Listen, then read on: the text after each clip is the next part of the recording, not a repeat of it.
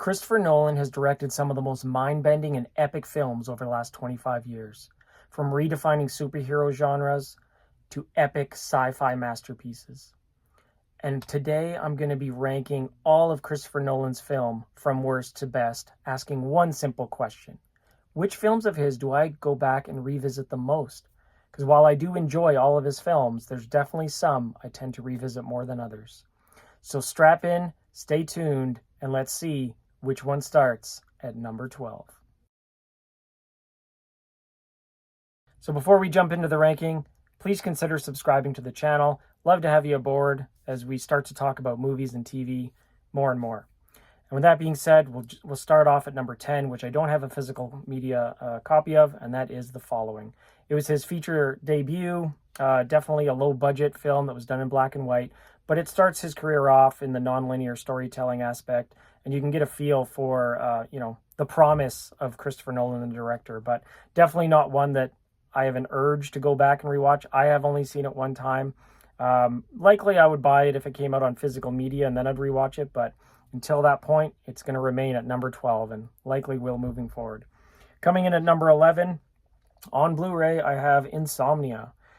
This was not written by Christopher Nolan, but it was directed, but you can definitely tell that he's following with someone else's story, and it's not his typical way of telling his stories in that non-linear path. But you can definitely see the, early, I guess, greatness in his directing style. The performances of Al Pacino and Robin Williams in here are stellar. It's one of those psychological crime thrillers that, keep you guessing and, kind of keep you wondering how it's going to play out. But really, really good. I love the cinematography, work in this one as well. Thought it was really well done, but that comes in at number 11. Probably seen it about, maybe 4 or 5 times in total. Next one, I anticipate will get some heat. I have Memento coming in at number 10. Yes, I know it's probably lower than most people would have on their list, but I have to be honest, I don't go back and rewatch this one as often as the other ones above it. I've seen it probably 5 times in total since it came out, over almost 25 years ago now, or it might be 25 years.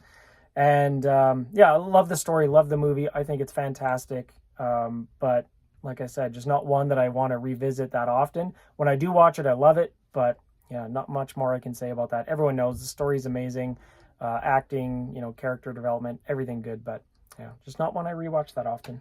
Go ahead, get me down below in the comments and how bad of a choice that was. Number 9 is Oppenheimer. Once again, it is newer, so maybe it'll move up the list, but as a biopic, this is not one that I see myself going back and rewatching all the time. I've seen it twice so far, once in theater and once as soon as I got it on 4K. But it's not one that I'll likely revisit anytime, within the next year or so. But, once again, maybe I'm wrong and maybe I'll want to watch it at least once a year and it'll slowly climb my rankings. But as of right now, it is going to be sitting at number 9. Number 8, Tenet. So for me, this one, fantastic movie, and it has definitely climbed my ranking already. I did have it below Memento previously when I did this ranking, but I just find myself wanting to revisit it more often. It does so many great practical, stunt work and effects, and I find that the whole story is just fascinating. The subject matter that he chooses to, put into film, I've always found fascinating and continue to love. So this is one that every time I watch it, I just find something new that I might have missed or catch on to. So climbing the ranking, we'll see how high it eventually gets as I age, but right now it sits at number 8. Number 7. So Batman Begins. This one probably, I would have actually thought it would have been higher on the list myself, but when this first came out, I watched it a ton, but I found like over the last 10 years or so, I've rewatched it less and less, and I find myself watching The Dark Knight and The Dark Knight Rises more than this one. This reinvented Batman for me. I grew up, first film I remember going to see in theaters was the original Batman movie. For me, with Michael Keaton and the Joker, played by Jack Nicholson, and for me, that was Batman until this came out. So It's a grounded origin story. Once again, the character development, the city itself, everything that Nolan did with this one, I just loved. And definitely still one of my favorite movies when it comes to superhero. But there's two above it on this list. Spoiler alert. Coming in at number 6 is Dunkirk.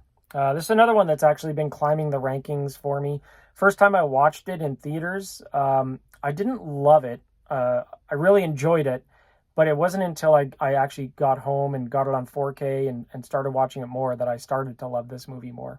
And the way that he's taken, the World War II, movie genre and putting his own spin on it, for me, he just does it as good or better than most directors before him. So this one, like I said, great cast, amazing practical effects, sound on it's great, storyline, etc. But yeah, love this one, and it has been climbing the ranks, so we'll see if it keeps going. Number 5 might be a surprise to most people on the list, but it's The Dark Knight Rises. I know this is typically lower on most Christopher Nolan rankings that I've seen, but I don't know, this one, I've always enjoyed this, kind of final chapter of his trilogy for Batman. I think it became epic with some of the scenes, obviously the football scene everyone loves, where they blow up the stadium, etc. But just the themes that he has in this one, and I actually like how he wrapped up the character of Batman, starting from Batman Begins through Dark Knight to The Dark Knight Rises. I think it, kind of crescendoed in a great way. And obviously, I love Tom Hardy as Bane in this one. So I don't know. For me, I've always enjoyed this one. I go back and rewatch it quite a bit. Typically, I'll do Dark Knight and then watch this one right after. Obviously, I love The Dark Knight more because it's higher on this list, but this one comes in at number 5.